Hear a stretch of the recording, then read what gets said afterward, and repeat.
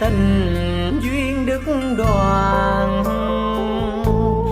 Người ra đi quên hết bao lời yêu thuở nào, mộng phù du như áng mây mờ tan theo gió.